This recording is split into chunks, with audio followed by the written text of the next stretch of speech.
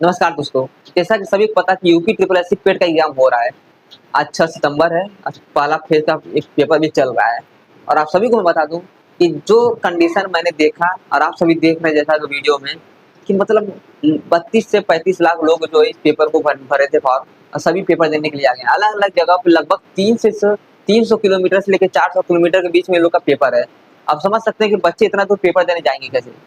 एक UP triple SC पेट का exam के बारे में अगर बात किया जाए तो ये ऐसा पेपर है कि अगर आप पेपर दे दिए तो उसके बाद कोई नौकरी नहीं मिल रहा होगा, तुरंत आपको नौकरी सिलेक्शन मिल जाएगा। नहीं भैया, अगर इसको पास करते हैं तो आप एलिजिबल हो जाओगे सरकारी वैकेंसी भरने के लिए, फार्म भरने के लिए। जैसे अलग अलग लेखपाल वगैरह का वैकेंसी आता है। आप समझ सकते हो कि मतलब अपनी एलिजिबिलिटी के लिए हम लोग भर रहे हैं, पेपर देने जा रहे हैं, वो भी 300 से लेकर 400 किलोमीटर दूर। किसी का प्रयागराज से झांसी गया है तो किसी का आजमगढ़ से बस्ती गया है। आप समझ सकते होंगे कि वो लड़कियां कैसे जाएंगी इतना दूर। वो लड़के ट्रेन में खड़े होके जा रहे हैं।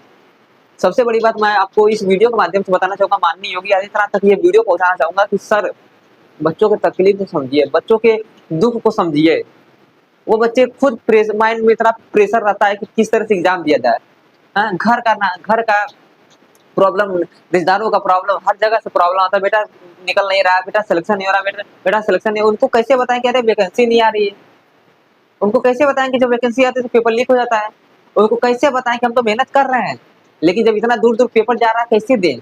अब आप समझ सकते हैं, देख सकते हैं जैसे वीडियो में कि जनरल बोगी का यह हाल है कि खड़ा होने की जगह नहीं है।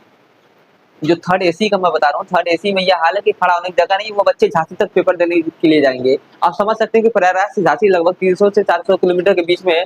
वहाँ उतरेंगे स्टेशन के बाद अब किसका कितना दूर पेपर है ये कोई फिक्स नहीं है। वो जाएंगे पेपर देने के लिए। इंसान पूरी रात खड़ा होकर जाएगा क्योंकि जगह नहीं, बैठने का जगह नहीं। भाई थर्ड एसी की बात करो, जनरल और स्लीपर की बात हटा दो। अब वो बच्चे कैसे पेपर देंगे? पूरी रात जो जाके जाएगा उसकी तबीयत, अब सोचिए खुदा ना खास्ता अगर इसी बीच किसी का सफोकेशन से अगर तबीयत खराब हो जाता है, घबराहट से या फिर गर्मी से, उसका क्या हाल होगा?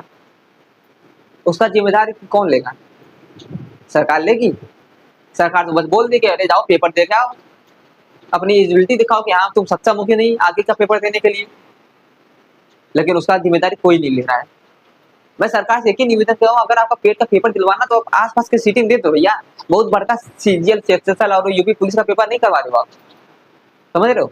आप करवा रहे हो पेट का, तो पेट का पेपर आप अगल बगल सिटी सेंटर में दे सकते हो। जैसे आजमगढ़ का लड़कों का बनारस दे सकते हो, इलाहाबाद के लड़कों का बनारस दे सकते हो। ये सब चीजें जो है प्रतापगढ़ दे सकते हो। अलग अलग 40-50 किलोमीटर, 100 किलोमीटर के अंदर दे सकते हो, जिससे बच्चे अपने अपनी गाड़ी से भी जा सकते हैं। अगर 100 किलोमीटर के अंदर है तो आजकल के जमाने में सबके पास बाइक है, अवेलेबल है, सब जा सकते हैं।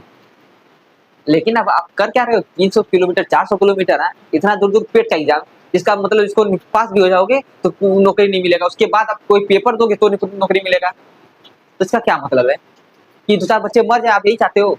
या कई बच्चे तो हमको लगता है पेपर छोड़ दिए हैं।